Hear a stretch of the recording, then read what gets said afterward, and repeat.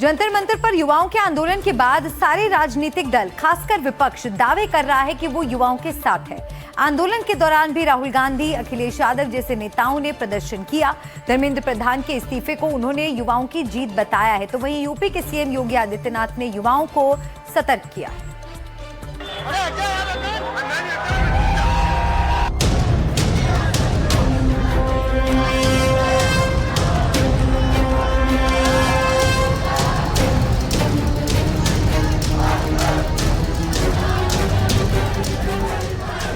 36 दिन के आंदोलन के बाद जंतर मंतर समेत देश के दूसरे हिस्सों में युवाओं का जश्न देखते ही बनता था।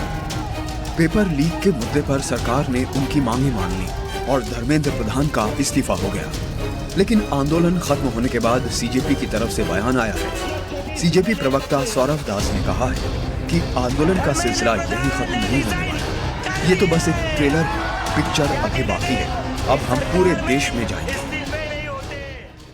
ये बस एक ट्रेलर है, पिक्चर अभी बाकी है। देश के युवा जग चुके हैं। देश के युवा इस देश में जितने समस्याएं हैं उनको हल करेंगे। हम as a party, as a movement, इस ऑब्वियसली ये खत्म नहीं हो रहा है। अब हम लोग देश भर जाएंगे, युवाओं की बात सुनेंगे। युवाओं के लिए सबसे बेस्ट जो पॉलिसी होगा वो हम लोग लाएंगे। आंदोलन का असर ऐसा है कि राजनीतिक दलों के दिलो दिमाग पर युवा छाए हैं। युवाओं पर नजर है, लेकिन उन्हें सतर्क भी किया जा रहा है कि उनकी शक्ति का दुरुपयोग न हो। रविवार को आगरा में यूपी के सीएम योगी आदित्यनाथ ने कहा कि जिन लोगों को देश की तरक्की पसंद नहीं, वो किसी न किसी तरह से बाधा पैदा करना चाहते हैं। जिन लोगों को भारत की प्रगति अच्छी नहीं लग रही है, जिनको ये सब अच्छा नहीं लगता है, वे किसी न किसी रूप में समाज में विद्वेष की स्थिति पैदा करना चाहते हैं। इन सभी तकनीक की जानकारी उनके पास है। भारत के विरोधी ताकतों के द्वारा दिया गया पैसा भी है और वे इसका दुरुपयोग करके एक अव्यवस्था का वातावरण पैदा करने का प्रयास करेंगे। इस सब के बीच ऐसा लग रहा है कि हर नेता युवाओं और जेन ज़ी के साथ खड़ा होने की कोशिश कर रहा है। विपक्ष के बड़े नेताओं ने भी एक सुर में कहा कि वो युवाओं के साथ हैं और आगे भी रहेंगे। युवाओं की जीत है। जो नई पीढ़ी के लोग अपनी मांग को लेकर के आए, उसकी जीत है। सरकार को झुकना ही था, सरकार को अंततः झुकना ही था।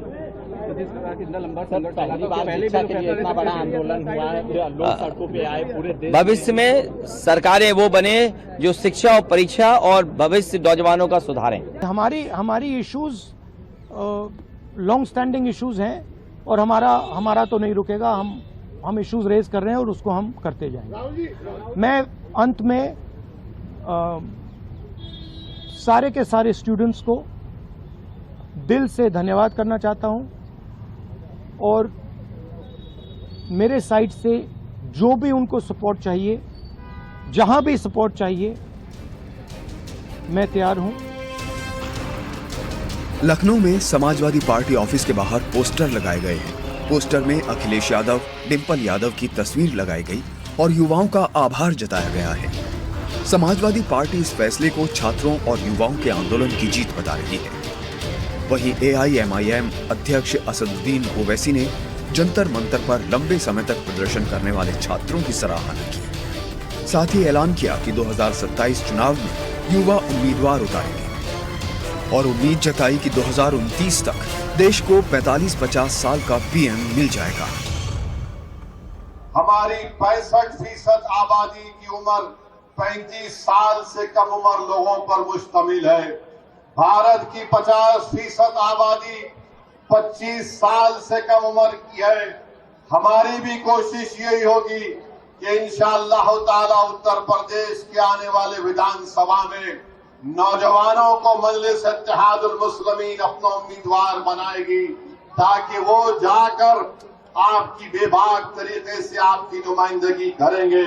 हमारी ये कोशिश होगी कि 2029 का जब चुनाव होगा तो कोई 80 साल का शख्स भारत का प्रधानमंत्री नहीं बनेगा, बल्कि कोई 45-40 साल का नौजवान इस मुल्क का वजीर आजम बनेगा। तस्वीरें मुंबई के शिवाजी पार्क से। यहाँ उद्धव ठाकरे और राज ठाकरे ने एक जॉइंट रैली का आयोजन किया। ये रैली देशव्यापी छात्र आंदोलनों के बीच केंद्रीय शिक्षा मंत्री धर्मेंद्र प्रधान के इस्तीफे और युवाओं की जीत का जश्न मनाने के लिए बुलाई गई। लंबे समय के बाद दोनों भाइयों का एक ही मंच पर साथ आना महाराष्ट्र की राजनीति में एक बड़ा मोड़ माना जा रहा है। Bureau report, NDTV India. NEET paper leak को लेकर हुए प्रदर्शन पर अब बिहार में बवाल मच गया है। पूरे राज्य में छात्रों का गुस्सा सड़कों पर फूट पड़ा है और बिहार की सियासत में गदर मच गया है। इस हंगामे के बीच लालू प्रसाद यादव के बड़े बेटे तेज प्रताप यादव को गिरफ्तार कर लिया गया। तो वहीं तेजस्वी यादव ने आरोप लगाया है कि सिवान पुलिस पर आरोप है कि उसने एक AK-47 से प्रदर्शन कर रहे छात्रों पर फायरिंग की।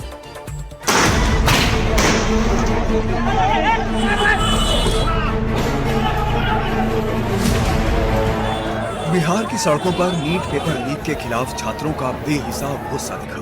पटना, सारण, सिवान, औरंगाबाद, भागलपुर, पूर्णिया और सीतामढ़ी, इन जगहों से प्रदर्शन की तस्वीरें सामने आई। कई शहरों में प्रदर्शनकारियों और पुलिस के बीच सीधी भिड़ंत हुई। पुलिस ने लाठीचार्ज किया तो बदले में पथराव हुआ। देखते ही देखते ये प्रदर्शन उग्र भीड़ में बदल गया। लेकिन इस पूरे आंदोलन में सबसे सनसनीखेज तस्वीर सामने आई सीवान से। इस तस्वीर को गौर से देखिए, जहां एक पुलिसकर्मी के हाथों में ये हथियार दिखाई दे रहा है। इस तस्वीर को लेकर बिहार की सियासत में भूचाल आ गया है।